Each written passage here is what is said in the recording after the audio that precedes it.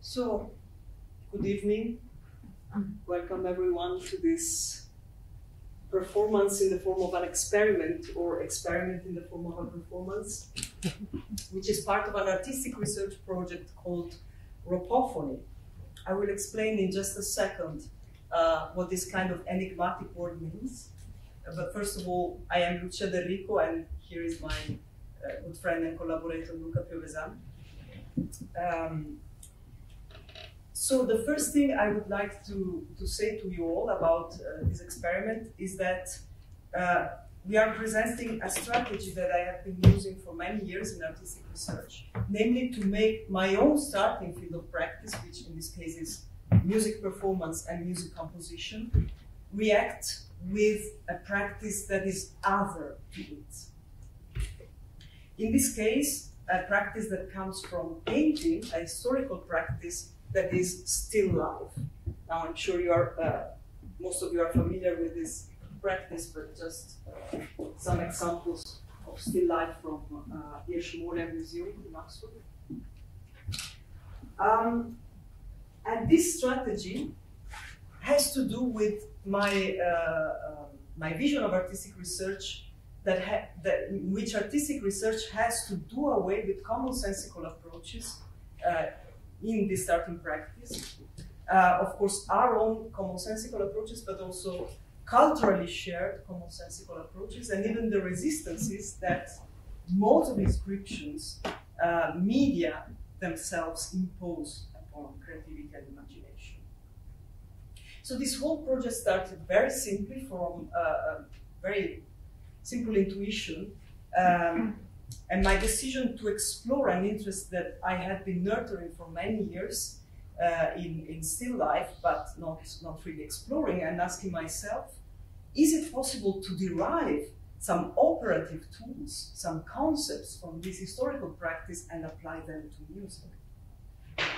So while studying still life, I came across a very interesting study by the historian of art, Norman Bryson.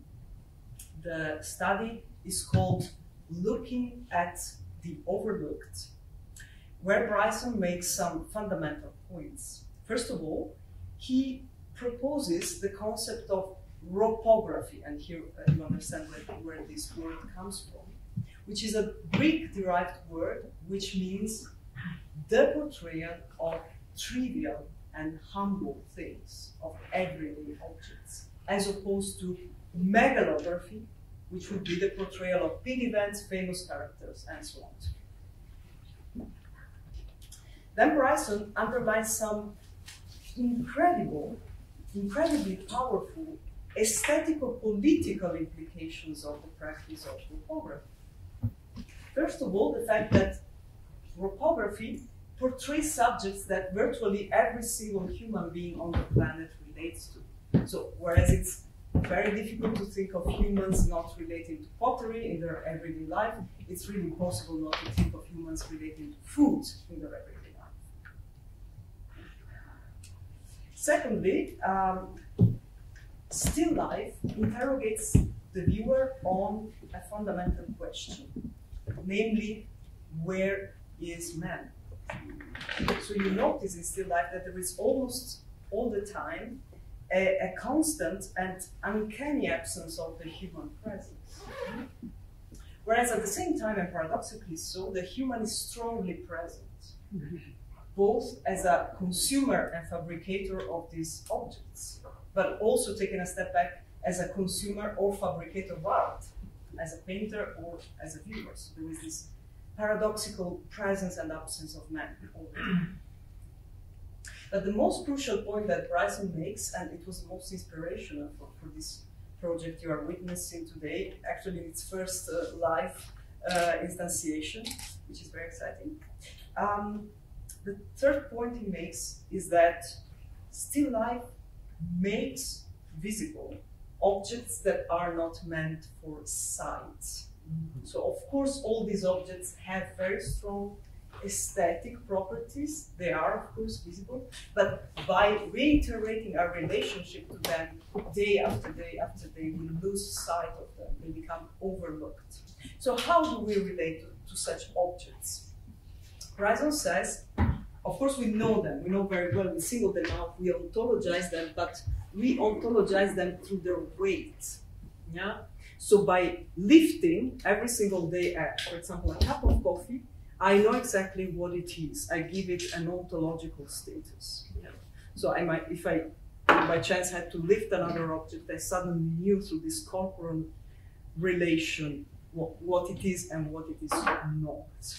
So still life brings back to the real and visible something that is invisible, that has become invisible.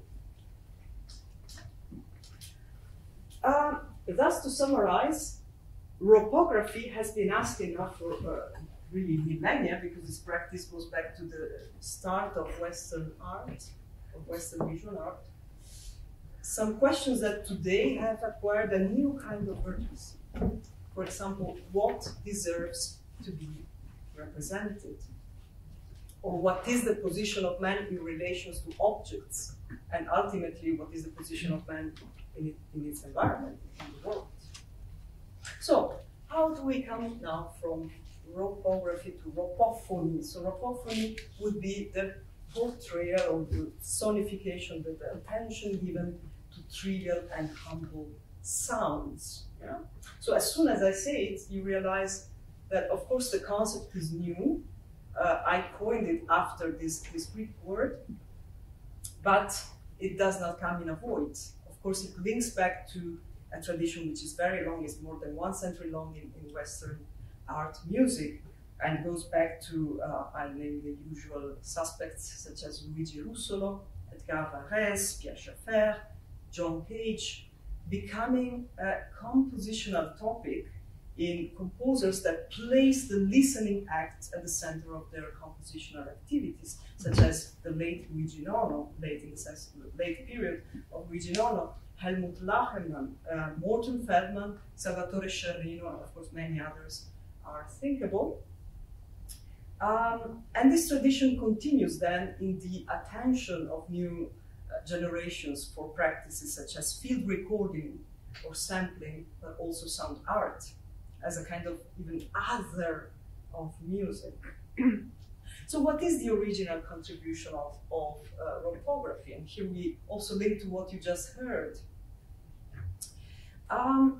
It is the proposal for a re-ontologization of sonic entities, what we are naming sonic objects, and of course, those of you who are familiar with the work of Pierre Schaeffer are recognizing a very important reference, but also a reference from which we take a brief distance. So a re-ontologization of sonic objects through the concept of sonic weights. So what does it mean? How does sound have a weight? We don't have really an answer for this. We are exploring together, and also with other people who are part of this project, this question. But first of all, I would like to consider with you the fact that sonic entities have been ontologized for centuries now, for actually precisely almost 1,000 years, through categories that are visual. So the elephant in the room of music is that it is a visual art, as we know it today, of course, in our culture. And of course, I'm speaking about notation, which is symbolic, optical, and materially visible. So again, the relation between visibility and invisibility. And of course, musical instruments, which in turn are strongly spatial. So they divide the existent, they divide sounds through spatial lines. Of course, today, after the advent of phonography and of electronic sound generation, many things have changed, but we largely relate to music still through sight and opticality. Think also of a monitor of a computer, very simply. Yeah. Even phonography was born as a form of writing that is spatial and visual. So, what does it mean to re-ontologize sonic entities through their weight? So, what is this weight of the sonic objects? I understand such weight as the capability to affect bodies. And this affection can happen, and this is important, and this is also the difference between this project and Chapin's project, at multiple levels. So of course physically, through physical relation with sound waves, but also culturally, historically, because every sound is fraught with collective memories. You might think of Lachemann's aura. So when we hear cowbells come with a landscape. They come with Switzerland, with Austria, etc. Of course, there is an emotional weight, but there is also the gestural weight, so the way in which performers push and pull and bite and squeeze their instruments. So the point is that sonic objects, as we would like to re-ontologize them, are not identifiable through opticality. They are not writable to some extent. They are not notatable to some extent.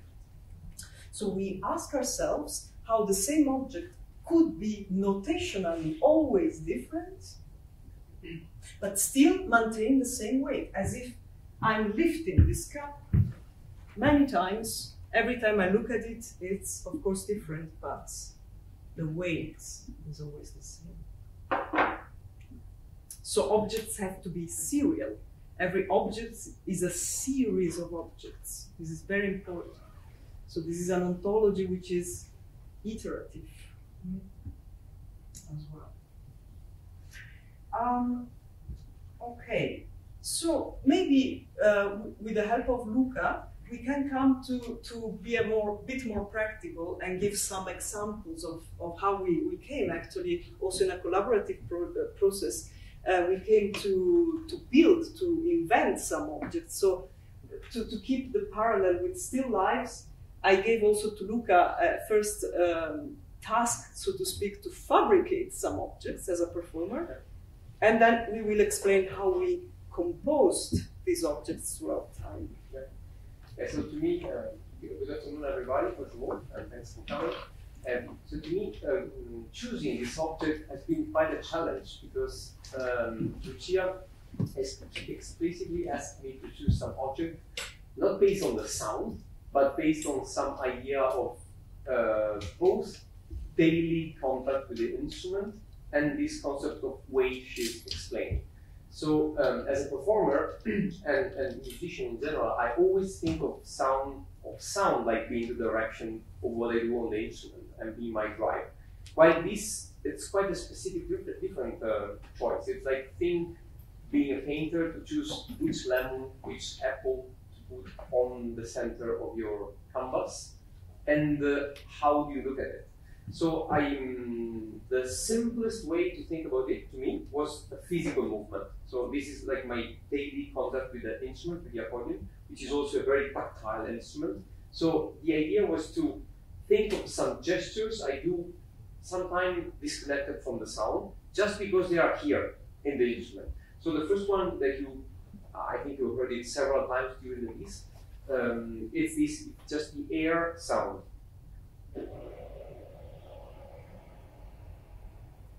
Which in the accordion was born like basically a consequence of the fact that the accordion, when you play it, you might end the piece with an open bellows, and then you need to close the instrument, which you can't just without playing notes. So they put this air button on the left hand, which allows us to close the bellows. And to me, this is like a derivational object, which is very interesting as an object, as an apple or as a lemon. And one of the other sounds I came out with was connected to the fact that I use a set of pedal boards for my project. And so it's the simple sound of the click, which can be here. It's the movement of a click with my feet, or can be reproduced on the instrument.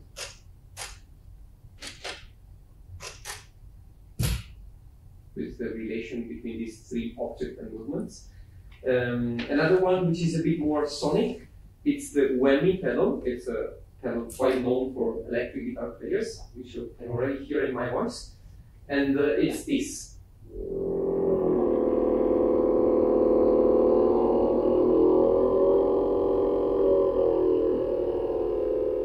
staying in one note while slowly oscillating the foot. So it's a result of a clear physical movement on the pedal, which turns out to have a sonic effect. And this is a good example also to explain what Lucia means, different objects having the same weight. So I can change notes.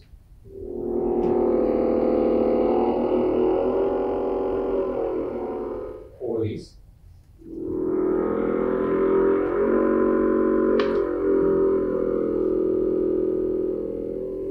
But the object. Yes, yeah, exactly. All the time, so there's no notational prescription whatsoever for Luca. It's only a serial exploration of this sound. And I love to think of them, of course I tried, it was really challenging at the beginning. I remember having some tense discussion on the web, because it's the parallel I made to Lucia as a performer, as like a user of my ears, was, okay, on one side I'm choosing this object, but on the other side you're asking me to choose some object without using my ears. And so this, it's like being a painter with closed eyes. I know it's a bit of an irrational parallel, but it makes sense on the kind of the request I was faced with.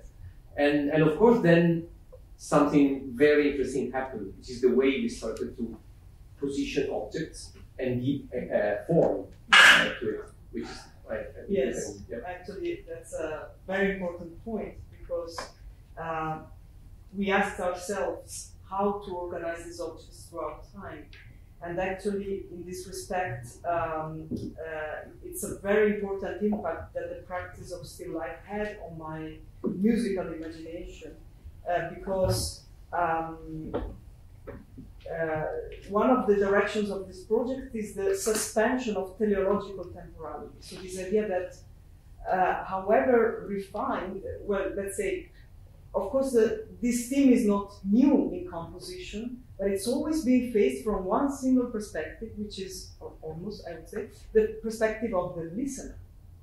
So the listener can be given this experience of reiteration and suspension, but the performer, when confronted with a score, is almost all the time confronted with a kind of temporality which is decided by one single subjectivity, namely the, how do you say, the godlike creator of the composer. So there is this imposition of a synchronic time that has to be followed, and of course chronological linear time.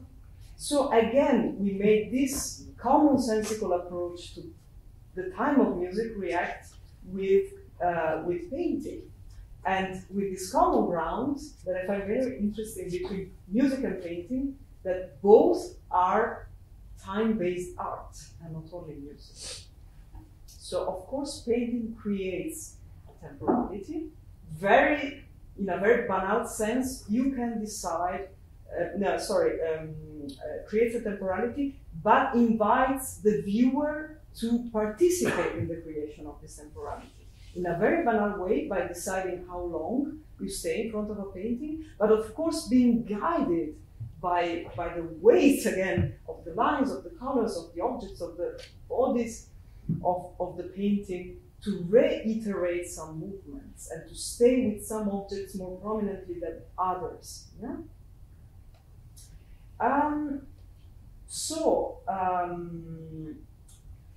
The strategy was to create what I call an algorithmic gaze. And of course, with this word, we are back with opticality, we're back with measurements. So this is also a homage to the fact that some categories have a power precisely where one seeks to escape them, they will capture one again. So we are aware of that, and that's maybe a healthy awareness to have all the time. So instead of organizing these objects along a preconceived temporality, we trigger them through an algorithm. Maybe we can show also this algorithm on the screen so you get a clearer sense of how it may work. So what Lucas sees is, is this. So this is not a fixed video. This is a generative process that triggers some objects And of course, Luca knows which is which. We gave these names together so to be easily recognized. So that we create this kind of rhythmical and repetitive temporality, which is inspired by that of painting. Of course, the kind of you have noticed it, and we will replay the Rhopophony again for you after all this information, so you can listen with different ears. The idea is to create a sort of paratactical experience. So, as in some forms of still life painting, this is the very famous unswept floor from ancient Greek, I think it is. There is this form of just paratactical composition. So objects are just set next to one another, and the relations they have is left almost to their own being there. So the interaction, the relation, we may say the composition is left to a large extent to just these objects occupying the space they have to occupy, and to us as human subject objects, I would say, to stay with them. So there is this almost meditative component. The last point I would like to make before giving the word, before playing again some of our Rhopophony, is another point of this project, namely the fact that there is a kind of micro-political dimension entailed in the project. In that we, through this collaborative process, we radically question the division of labor between, well, first of all, composer and performer. Actually, I don't define myself a composer at all, but in this case, yes, we are both the composer and performer. Also, I played the flute a bit, but I could also not have done it. It was more to create a kind of spatiality that was similar to that of a museum hall also, so to decentralize a bit what was happening with Luca. But again, he is as much as a composer as myself, because he actually fabricated these sonic entities. And also the listener is involved, because while we stay with this repetitive iteration of objects, we are very much listeners. So perhaps you want to add something. I would love to something. So basically, I'm a researcher in Brussels at the Koninklijk Conservatorium of Brussels, and also the Vrije University of Brussels. And what I'm researching on, it's exactly this. It's about the relation between what we normally define as composer, as a writer or creator of music, and the performer.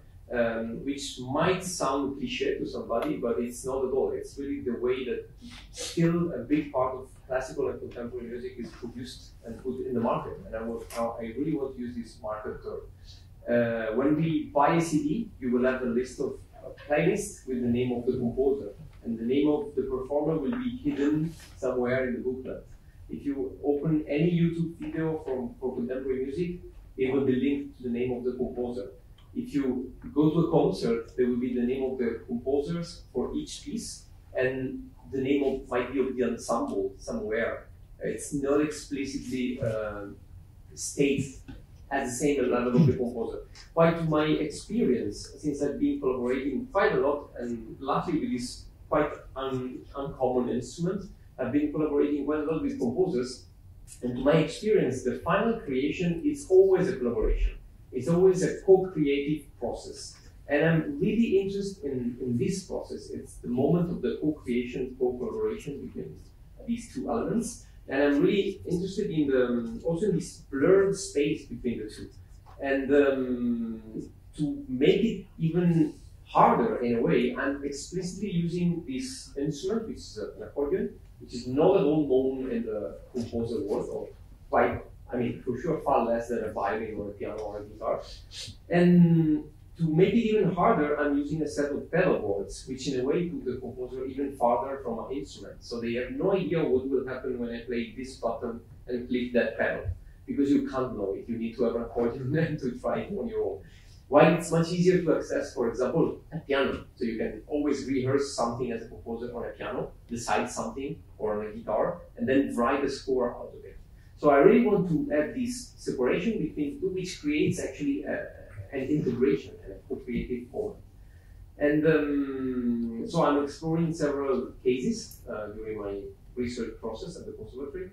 And this project is really emblematic to me because it was even easier because Lucia declaredly asked me to be the creator of the sound. So she didn't even want to be in control of a part of the process. She just said, you choose the sound and then we'll build the Rhopophony. What she's really on the backstage here is the creation of the algorithm, which she knows how to create it. And then we really collaborated densely to decide a little bit also of the feasibility of the processes and also the density of the moments. What were really doable with the accordion.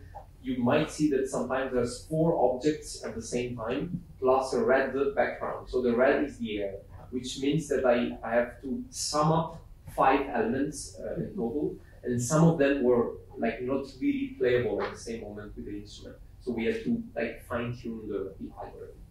So what we will go through now, it's another set with you now being aware of what we are doing, not just entering this weird scenario, but just knowing that what we will be doing, it's like guiding your attention through a painting made of objects of still life, and every time these objects will reappear in front of your eyes, then you will have more time to, in a way, caress them with your glaze, to discover them a little bit more, and to be aware of the whole, if a whole is possible in this setup. And you might also, I've seen somebody doing it, I really loved it. You might also considering moving in the space, because it's like a museum. There's one portrait here, there's another one there, the flute, there's lights and stuff. So feel free if you want.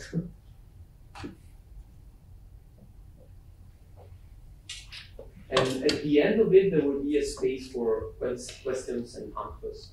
We would love a discussion with you. Also because it's the first time we, and Lucia especially, has this project on Realize.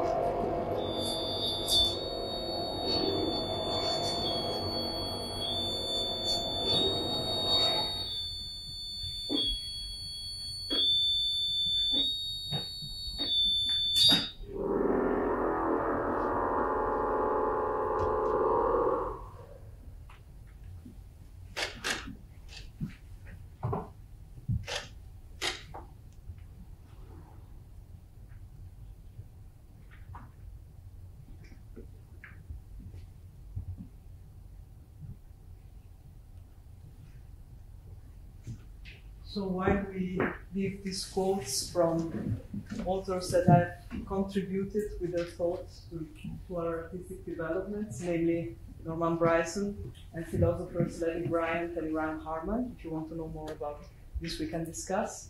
We would really like to open up the floor to you, to questions, comments, and most of all, criticism, because we want to place ourselves in a position of not knowledge, and of course are very, very grateful for any yes, also critical comments. Just don't throw fruits or vegetables. Yeah.